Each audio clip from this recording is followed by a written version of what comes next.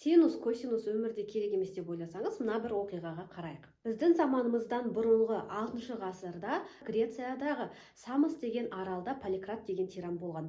Поликрат басқарып отырған қала бір жағынан теңізбен, екінші жағынан таумен қоршалған болатын. Поликрат таудың ар жағындағы тұщы судың үлкен қорынан таудың ортасын тесе отырып, халыққа су жеткізуді бұйырады.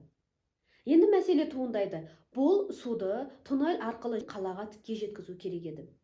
Оның шешімі тауды екі жағынан жару болатын. Екі жағына қаза отырып, ортада кездесу керек. Бірақ сол кездегі қазіргідей лазер, көлік деген нәрселер жоқ заманда, жарғыш бомбалар жоқ заманда, екі жақтан жарған уақытта екеуінің екі қисық екі бөлек кетіп қалмауы үшін дәл ортада кездесу керек болды.